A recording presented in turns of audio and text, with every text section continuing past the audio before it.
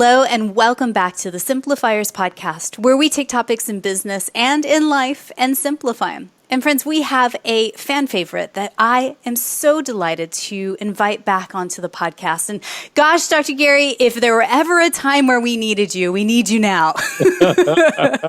And that, of course, you recognize that laugh. That is Dr. Gary Chapman, the author of The 5 Love Languages. And you know what? I heard that he had a new book coming out specifically for most all of us on how to strengthen your marriage when you're stuck at home together. And that is what I want to simplify today.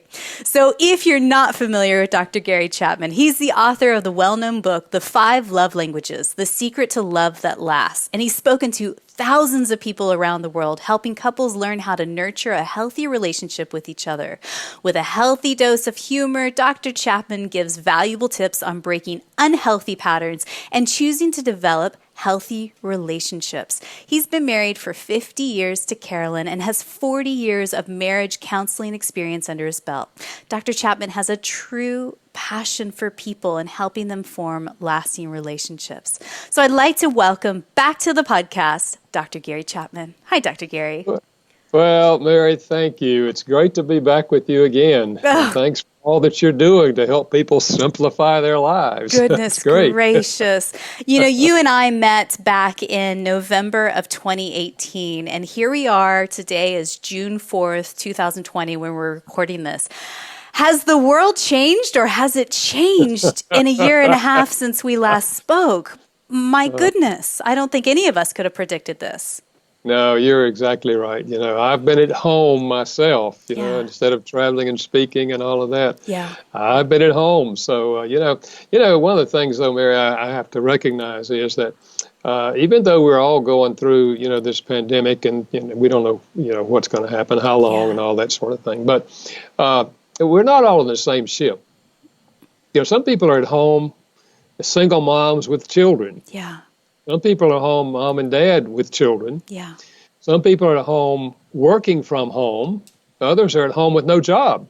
I mean, we're in different ships, you know. It's the same storm, but we're in different ships. But I think in terms of relationships, there's some fundamental things that will help us, you know, whatever ship we happen to be in. Mm-hmm. And, you know, people may say, oh, well, gosh, you have so much more time on your hands now.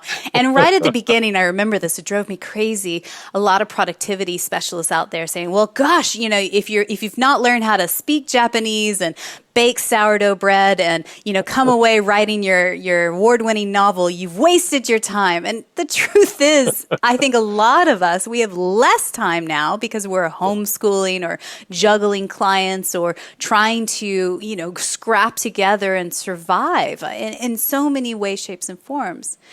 I also imagine there are people out there that go, well, gosh, you have so much more time you're spending with your partners, but that's not necessarily quality time, right? So, yeah, it really kind of depends on where you are, you know, before you went into all this. You know, if you were close before all this happened, then probably you're going to make the most of this and you're going to enrich your relationship. But if you weren't doing well beforehand, you're probably not doing well in the middle of all of this either. Right. In fact, it gets worse when we're kind of thrown together for so much time. Well, and the Telegraph just recently reported that divorce inquiries are up 42% since the coronavirus restrictions started. That specifically, and I'll read from the article, we'll link this in the show notes. If people are curious, you can find all the resources we talk about in today's conversation at thesimplifierspodcast.com. But the Telegraph says this: post-lockdown divorce rates have soared around the world. One legal practice in Western China saw 300 couples demanding a divorce over just 3 weeks, while inquiries increased by 30% across Italy. So, as you say, Dr. Gary, if there were problems before, there are problems certainly now. It's not the pandemic that's causing this. It's something deeper and underneath that maybe we've been shoving down for too long. Yeah, you're right. And, you know, one of the things that I suggest in this book that I wrote is that maybe during this time, if you do have a fractured relationship, and you know what we tend to do is kind of bark at each other once in a while and say hateful things to each other. I say, well, why don't you think about calling a truce on verbal bombs. Mm-hmm. You know, when you say something negative to your spouse, the bomb explodes inside of their heart and their mind, and it makes things even worse. So maybe you would just begin with say, let's have a truce, and let's just agree that we're going to stop throwing bombs at each other, verbal bombs at each other. And then the next step would be, why don't we replace those bombs with expressions of gratitude? Yeah. You know, and one lady said, well, yeah, what if you can't think of anything good to say about him? Like not one thing. Oh, no. I said to her, well, does he ever take a shower? She said, well, yes. I said, well, how often does he do that? She said, well, every day. I said, if I were you, I'd start there. You know, honey, I appreciate you taking a shower. Yeah. Oh. So, I think if we can just, instead of throwing the bombs, say, let's just halt that. And then let's try to look for at least one thing every day that we could give each other a true compliment. Yeah. And listen, there's some good things there. You know, let's just look for them and just say, honey, I appreciate the fact that you fixed lunch today. Yeah. You know, or I appreciate the fact that you washed the dishes or whatever, you know.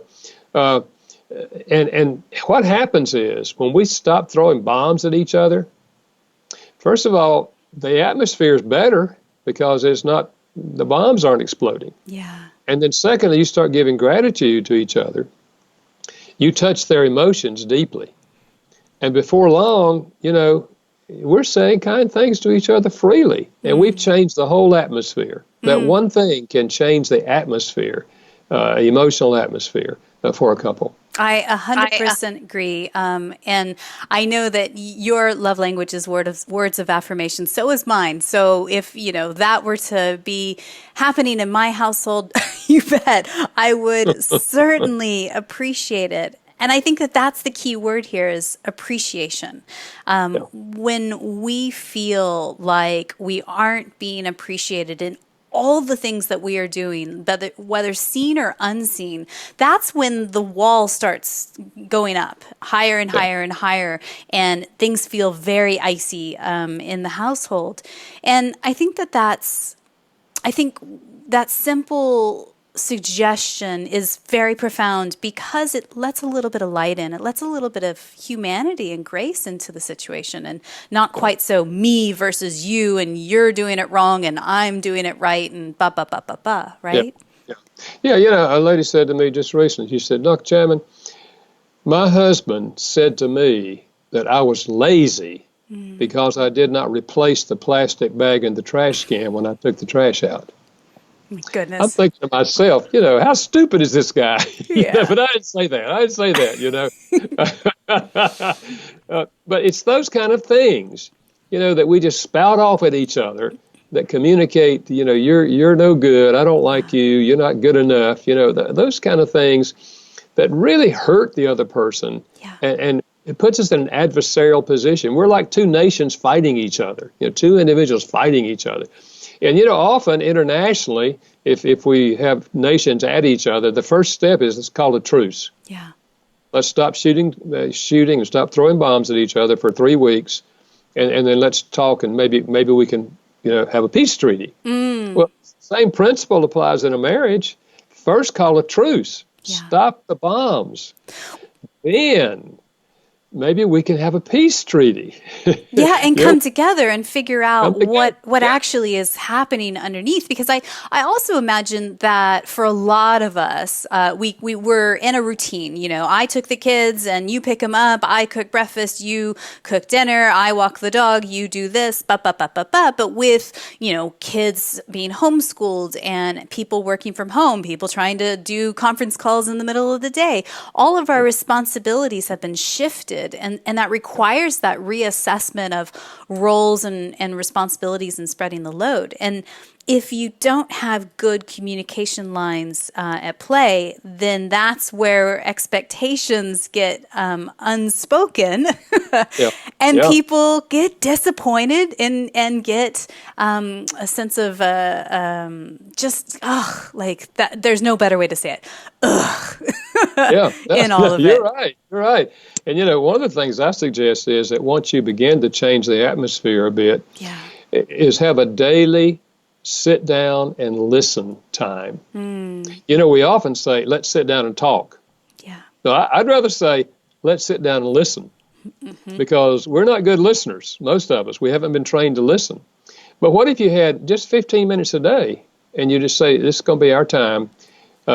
You tell me, first of all, how's your day gone? Yeah. Now, we're in the same house, okay, but our thoughts are in our heads and our feelings are inside. But how's your day gone? And let them share, how the day's gone. What are you thinking today? What are you feeling today? And ask questions to clarify, and then they do the same for you. So it's touching each other emotionally and intellectually 15 minutes a day. Or, I just say the arbitrary 15, but it could be more or less. Yeah. But you have a daily sit down and listen time, and the concentration is on listening to find out what you're thinking and what you're feeling. You're on the road now to working through those issues you just talked about, Maybe she always fixed breakfast in the morning and then went off to work, and then he took the kids to school. But now the kids are home, and she's not a morning person. Yeah. She pushed herself to do that. Yeah. And so maybe she's wanting to sleep a little later. And, he is a morning person. He's up thinking, well, where are you, girl? Need to get to breakfast here. Well, maybe this is the time he can do the breakfast. He's a morning person. Let him cook the breakfast. Let her sleep a little late, because nobody has to take the kids to school now. So you're right. The roles can shift during this time. And what we want to do in a healthy marriage is to make this the best for both of us. Use our different personalities, our different skills, to make the situation good for both of us, because we're a team and we need to work together as a team. And what I hear you say in that is so true. I mean, if the communication lines are blurred or, just a bit hurt and broken, this stuff is hard. It's the things that sometimes are not said that hurt the most as well. And I like the idea of starting with 15 minutes each day. And what I would probably tack on to that is don't do it at the very end of the night, right before sleep, because then either resentment will build up and it will cause neither person to have a good night's rest. But, maybe look at it as a gift. And I think that that's been really helpful for me over the last few months of just looking at the challenge as a gift and an opportunity, whether it's to learn more about your person or about yourself as well. So, maybe that 15 minutes is a afternoon walk around the block, or sitting down with a cup of coffee, and doing it in a different room each time so you make it different and new. And I don't know, just like looking at it with just a glimmer of hope. I think that's the key. If you have that daily time going, because it's not always negotiating differences. Sometimes it's just, plugging into each other. Yeah. But let's face it, every couple has conflicts. Just like parents have conflicts with their children. Two people are going to have conflicts because we're different. We don't think the same way. We don't have the same feelings. So maybe in addition to that daily time, we could set aside one time a week to sit down and listen and discuss a conflict that we happen to have. Yeah. Something that we've struggled with maybe for a long time.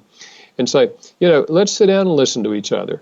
And in that situation, I suggest maybe give them 15 minutes, maybe take an hour on this one. Give them 15 minutes, let them share their perspective on the conflict thing. You ask questions, make sure you understand them, and then you affirm them. You say, honey, now that I listen to you, I can see how that makes sense. Yeah.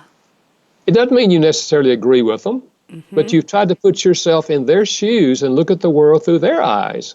And you can honestly say, honey, I can see how that makes sense. Yeah. And you take your 15 minutes or 10, whatever, and you share your side of that conflict. And now that you've listened to them, they're going to listen to you, and they're going to ask you questions, and they're going to say, well, honey, I can see how that makes sense. Now, how are we going to solve it? Spend your energy looking for a solution rather than spending your energy trying to win an argument. Yeah. And this is what I've learned from your books over the years and in my own relationships is, when you are pitted against each other, me versus you, right versus wrong, or wrong versus right. What happens is that we both lose. But what I hear you say in this is that when you give each person equal time to really vocalize how they're feeling, what's really challenging them, and then the other person empathizes or says, hey, I heard you say this. Just to clarify that you have been heard and understood, and then zooming out and saying, okay, well, here is the challenge. You and I are putting the challenge on the table, and it's the thing we're trying to fix. Yeah. Not the other person, right? Absolutely. That's the light bulb for me. That's huge. I've sometimes said to couples, think about this. If you win an argument, your spouse lost. Yeah. It's no fun to live with a loser. Why would you create a loser? We're on the same team. We're not enemies. Yeah. We're team members trying to process life together and make life more pleasant for both of us. And if we have children, make it a pleasant place for the children to grow up in. So as a team, let's find out what each of us do best, and let's work together as a team. And when we have conflicts, which we will, then let's have a time that we sit down and say, okay, honey, let's work on this conflict. And, basically, there's only three ways you solve a conflict. One is that after hearing each other out, one of you will say, well, honey, I think really after I hear you, I think we should do what you're saying. And so you just go over to their side. That's one way. And sometimes you can honestly do that. And then others is we say, well, let's meet in the middle. Yeah. Like, he wants skim milk and she wants 2%. Maybe we can just try 1%, and that'll work for both of us. Okay, now we don't have to buy 2 gallons of milk every week. Right. Yeah. There are solutions at play that don't require the other person being beaten down or their needs, wants, desires put aside either. Okay, so Dr. Gary, then we have to broach the conversation. I can imagine a couple of my very cynical friends listening right now going, well, hang on. What if the other person doesn't want to make any sort of effort? Then what do you do to improve your relationship? Yeah, well, let's face it. That's rather common. Yeah. One of us is more motivated than the other person. But here's what we've typically said. Well, you can't change your spouse. That's true. Yeah. But you can influence your spouse. In fact, we do every single day. Yeah. Just take this simple thing. Of course, now if you're both in the home, still home together, no one's out working, this would not be a good illustration. But let's say one of you's out working. You come home at the end of the day. You walk in the house. You find your spouse. You have a little conversation. Honey, how'd your day go? How are you feeling now? Maybe a little hug. And what can I do to help you tonight? You've just had a positive influence on your spouse. But let's say you come in, you don't go find your spouse. You go to the refrigerator, get something to drink, sit down in front of the TV or computer, and you don't even talk to your spouse. You've just influenced them in a negative way. Yeah. Every single day, we're making positive or negative influences. So if you think in terms of, okay, my spouse shows no interest in working on our marriage, I am going to work on our marriage. Maybe they don't want to sign a truce to throw bombs. So you say, I'm going to write out a truce. I'm going to sign it. Yeah. I'm going to stop throwing bombs. Yeah. Well, it won't be but a few days. Your spouse is going to recognize something's happened here. I'm not hearing that stuff anymore. And then you start giving compliments, expressing appreciation, and your spouse is thinking, man, I don't know what happened to him or her. I mean, I don't know what's going on here. I like this. You see, you're having a positive influence on them. And then when you start doing that, something happens inside of them. And when they're not getting bombs, they're going to run out of ammunition. Yeah. Yeah. And they're going to stop shooting bombs. Yeah, and then their wall starts to go down and down a little bit. Yeah. And I think another analogy I like to think about, especially with my kids as well, is that, when people are on the defense, they feel like they're being attacked or pursued in a way that they're not really wanting. They turn into porcupines, and the quills go out, and it's hard to pet a porcupine, So whatever it takes to slowly help them relax a little and realize that they're safe and everything's fine, I think then the quills start to go down a bit. And what I hear there when you say this, and we've had many guests over the years on the podcast that talk about topics similar to this, is really radical responsibility. You're taking responsibility for your own actions and the things that you are doing, and also the things you're feeling as well. I think, and I can only speak from my own personal experience, sometimes we fling that onto other people, like, you hurt me, you are so cruel to me, or you. And really, ultimately, it is more about, okay, it's my response to what's happened, and how am I going to respond differently, and how do I take ownership of how I feel in this situation? That makes a lot of sense to me. Yeah, absolutely. And in that 15 minutes where you're having a little listening time every day, once you get this flowing, you can say to your spouse, honey, I'm going to be honest with you.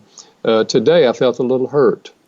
When you said da-da-da, or you did da-da-da, I felt hurt inside. Here's what I was hearing. Here's what I was feeling. And that may not be what you meant, but that's what I was feeling. Yeah. And because you're not saying you're saying I'm feeling, they're far more likely to hear you and to either explain, what they said or what they did, and then you realize you misread the situation. Or they have a chance to say, well, honey, I'm sorry. That was not a kind thing to say, and it was not a kind thing to do. Yeah. And so, you clear it out so that it doesn't build inside of you. And I think that these kinds of skills, we're not necessarily born with them. Or maybe we are as children, and then we forget them over time. And we have to remember them. Maybe that's actually the case. But I think it takes repetition and practice. I think the person I am now versus the person I was even 2 or 3 years ago is dramatically different, because I'm learning these tools and putting them in my tool belt of how to communicate with my most cherished people, whether it is my coworkers, my kids, my partner, whoever. All of this applies.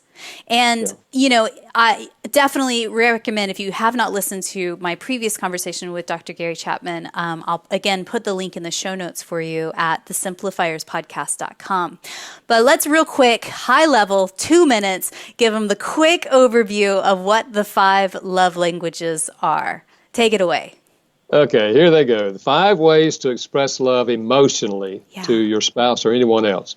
Number 1 is words of affirmation, which we've been talking about. Yep. Just giving, looking for things you can affirm them verbally with. Yeah. Another is acts of service, doing things for them that they would like for you to do. Cooking meals, washing dishes, washing cars, walking the dog, changing the baby's diaper, anything, just things that they would like for you to do. There's an old saying, actions speak louder than words. If this is your love language, they do speak louder than words. And then there's quality time, giving the person your undivided attention. Yeah. And that's taking place on those 15-minute sit-down and listen times. That's what that's all about. Or as you said, you can be taking a walk down the road together talking. So quality time where they have your undivided attention. And then gifts. It's universal to give gifts as an expression of love. And for some people, this is their love language. This is what makes them feel loved. And the gifts don't have to be expensive. We've always said it's the thought that counts. Yeah. And so, you can just, one guy said, Dr. Chapman, I was taking a walk and I saw a bird feather and I picked it up. I took it home and said to my wife, honey, I saw this today. I thought about you. I want to give it to you because you are the wind beneath my wings, girl. I want you to have this as a reminder. Woo! Didn't cost him a thing, a gift. Goodness. And then there's physical touch. We've long known the emotional power of physical touch. So The basic concept is out of those five, each of us has a primary love language. If you don't speak their primary language, they won't feel loved, even if you're speaking some of the other languages. That's right. So the key, learn the love language of your spouse or your significant other and speak it on a regular basis. They will feel loved. And the big aha is you may have one love language and they may have another. So, if you keep saying words of affirmation and all they really want you to do is unload the dishwasher because it's acts of service that really is their thing, remember it's not always the way you like to receive the love language. You have to speak their love language as well, and vice versa. Yes. Absolutely. Oh. And the other thing is, this applies to children as well. Mm-hmm. Yeah. The question is not, do you love your children? The question is, do your children feel loved? Yeah. Yeah. And do they actually most parents love their children, but there are children that don't feel loved. Mm. So learning the love language of a child, giving heavy doses of that primary love language and sprinkling the other four, because we want the child to learn how to receive love and give love in all five languages. That's the healthiest adult. Most of us didn't get that. And on a more serious note, as you said at the top of the conversation, we're all in the same storm, but in different ships. The sad news is there has been a rise in domestic violence during this time. We're hearing about that in the news. How do you think it begins and starts, and what can we do to prevent it, either in our own households or amongst family and friends? Yeah. Well, typically, there's physical abuse and there's verbal abuse. Right. Both of them tend to grow out of animosity that's been held inside over a long period of time. They've never processed these things. And many times, if this is a pattern for the person, they grew up in a home where there was abuse. Yeah. Because abusers abuse. And so it's a pattern that they've developed, and they hold it inside. They don't discuss it. They don't have time to sit down and listen to each other. It builds up, and in a time when we're thrown together like this, then it really sometimes, because there's a breaking point, and the person comes out with either verbal abuse or physical abuse, and then often after they get all that out of them, they calm down, and they may even apologize, but then it'll build up again. Because they've never learned how to process the ebb and flow of emotions in a relationship. And their pattern is let it build up and then explode and then say, I'm sorry, I'm not going to do that again. And then 6 weeks later, it does it, we do it again. And, that person has to have help, and they have to be open for help. And if you're being physically abused, for example, love is not just to sit there and let them abuse you. Love says, I love you too much to sit here and let you destroy me and destroy the kids, if you have kids, and destroy yourself. Yeah. So I love you too much to sit here and let this happen. So here's what I'm going to do, and you decide what you're going to do. I'm going to move in with my mother for a while, and I'm not abandoning you. If you're willing to go get counseling, get help, and process what's going on inside of you, I'll be glad to join you later in marriage counseling, and we can get help, and we can make this thing really good. But I love you too much to sit here and do nothing. And sometimes that's what it takes for an abuser to wake up and say, I got to do something here, or I'm going to lose my wife, going to lose my kids. I got to do something here. So tough love is also love. Yeah. And, again, I think that what I hear there is, again, radical responsibility. I love you too much to destroy our family and to destroy yourself.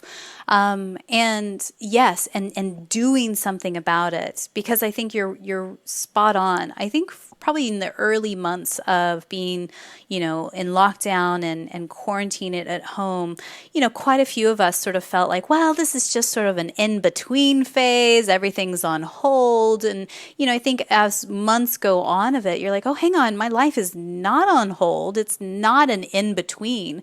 And you start to realize if there is some deep issues, something like this, and if you're listening to this right now and that's going on in your household, you do have the power to make a plan and to do something about it. I'll put links and resources in the show notes for people, but I also encourage you, reach out to your church or to your friends, even just telling one person who can connect you to licensed counselors, and even people just to listen. I think it starts to open the dam of what may be built up for so many years. Yeah, absolutely. And I think, if you're going to do tough love, you really need to be meeting with a counselor or a pastor or someone that can kind of walk with you through this. Yeah. But you need someone who can hear you outside the situation. Yeah. And I think that's it. Like, you're not alone in it, and you're not having to figure it all out by yourself either. Yeah. I think, I imagine with friends that I know going through something like that and have come out the other side, there's that feeling of shame, or like I have to kind of pretend like everything's fine, and put a gloss and veneer over it. But I think the truth is that, it's okay to open it up and let others in. Yeah. So in the book, you also talk about emotional walls. What are those, and how do couples begin to tear those down? Well, I think we build walls in a relationship one block at a time. So let's say that one of us says something, does something, hurts the other person, and we don't deal with it. We just go on and act like, that's normal. But when you hurt someone by your words or your actions and you don't deal with it, it's like putting a block in a wall between the two of you. Yeah. And then later there's another incident and another block and another block. And eventually there are couples who have long and high walls between them. And it's hard to live life. It's hard to even communicate through a wall or over a wall.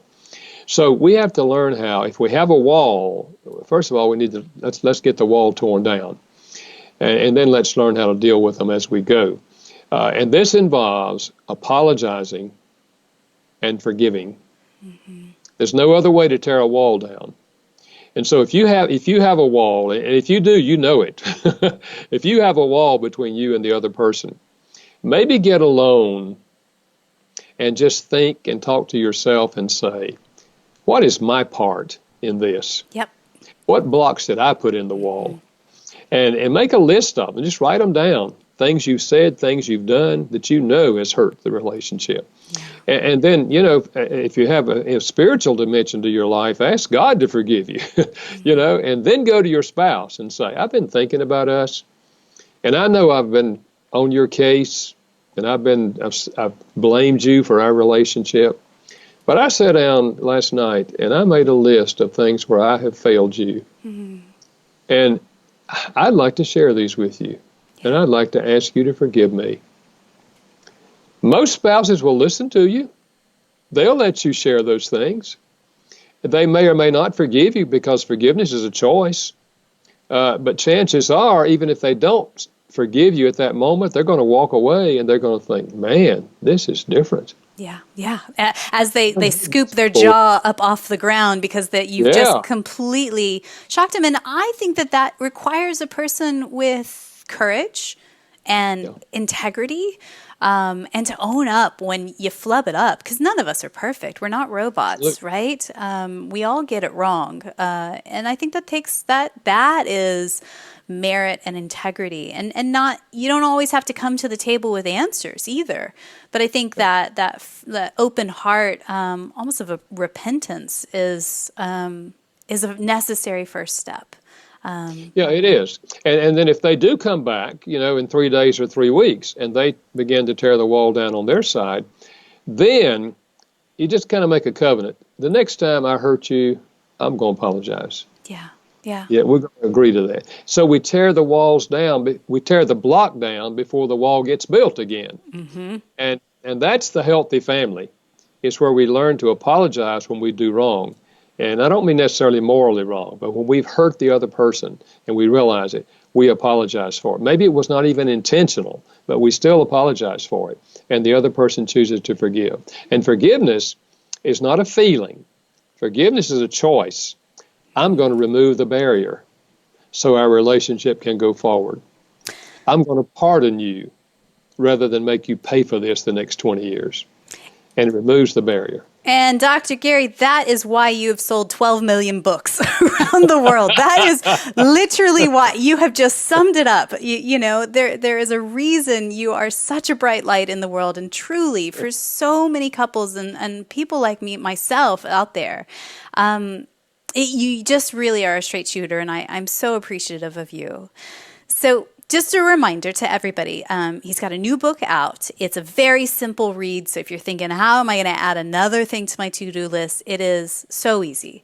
And it's called The 5 Simple Ways to Strengthen Your Marriage When You're Stuck at Home Together.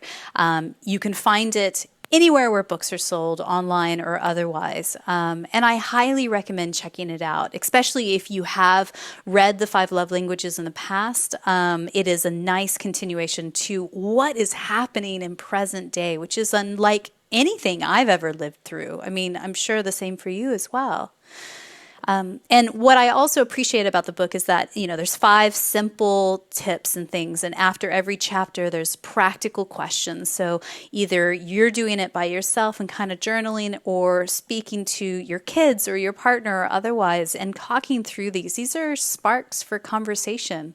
And as we said earlier, deeper conversations create those deeper roots of trust, respect, and break those walls down. Absolutely. Yeah.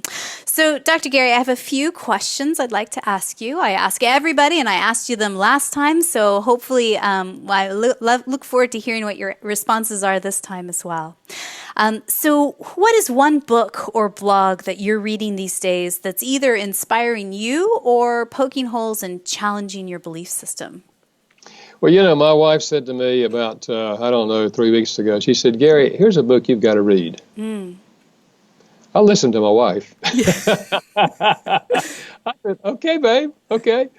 And it was a book that has the stories of several ladies in history and how they impacted history. The name of the book, I wrote it down so I wouldn't forget it, is When Others Shuddered, Shudderd, When Others Shuddered. And this is ladies that when everybody else was panicking, they made a difference in their world. Yeah. And one of them was an African-American lady, Mary McLeod Bethune, who was in the early days of our country, and African-American came out of slavery and all that. It's powerful, And in the light of today in America, we're having a lot of race riots and this sort of stuff. I thought, man, we need to look back and see what these people in the past did and how they, in spite of all the stuff, they did something to change the world. I just found it very, very inspiring to look back and reflect on the lives of these ladies.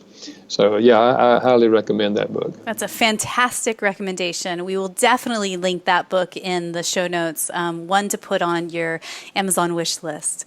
So tell us, who is one person in your network, somebody that you know personally, you just feel is up to brilliant things right now? If we could shine a spotlight on them, and who knows, maybe one day we'll interview them on the podcast as well.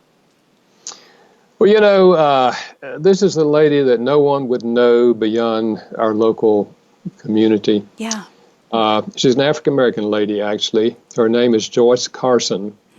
Her husband's name is Ben Carson, not the one that's known well here in America.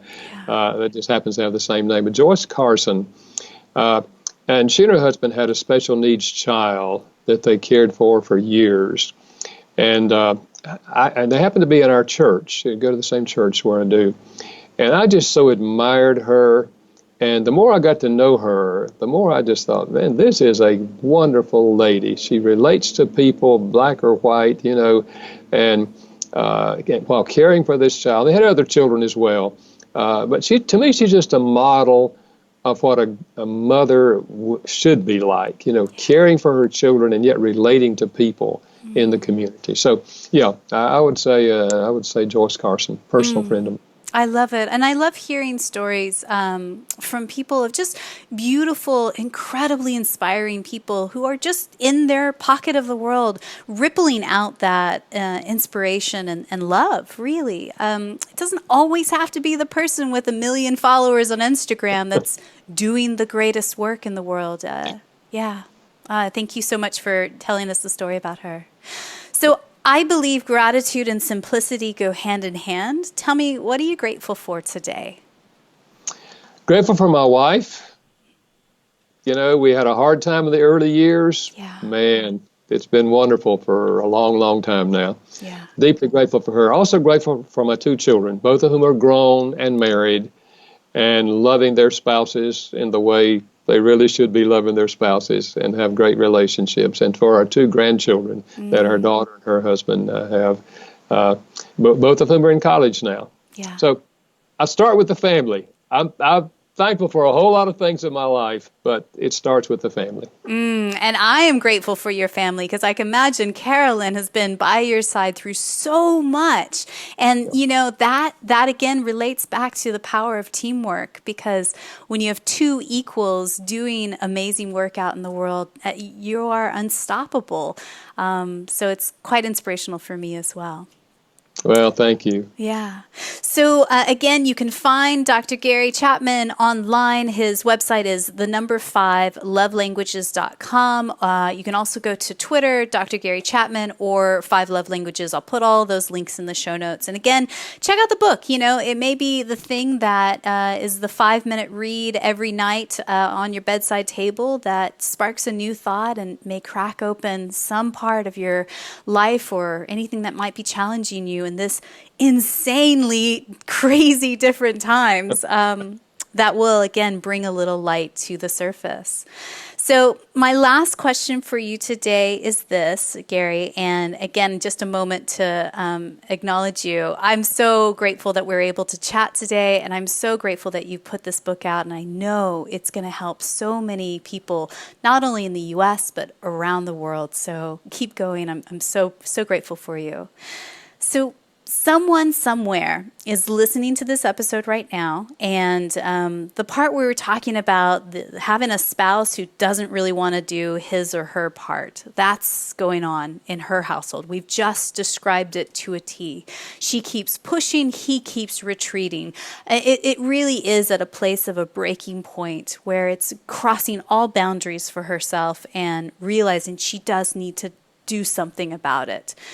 What's one thing that you could whisper into her ear right now just to encourage her in this moment? I think what I would say, first of all, is I understand how we can get to the place where we have no hope. Because I remember that in my marriage, in which I thought we're too different, it's never going to work. So I'm first empathetic with that. The second thing I would say is there's always hope. I know we can't see it when we're in the midst of it, but there's always hope. And I wrote another book called One More Try, What to Do When Your Marriage is Falling Apart. And if I could sit down with that lady, I'd give her a copy. Read this. Hopefully, it will give you enough hope to take the next step in having a positive influence on your spouse. And I developed that concept of, I know you don't feel like it, but you go against your feelings to do some things that really can change the atmosphere and really can influence another person. Dr. Gary, I hope that you and I speak again a year and a half again from now, and let's recount what has happened since then. I look forward to that next conversation with you. All right, Mary, I'll look forward to it. And let me just say to you, keep up the good work, gal, of helping people simplify their lives, because life doesn't have to be all that complex. We can make it simple. So thanks for what you're doing. Thank you.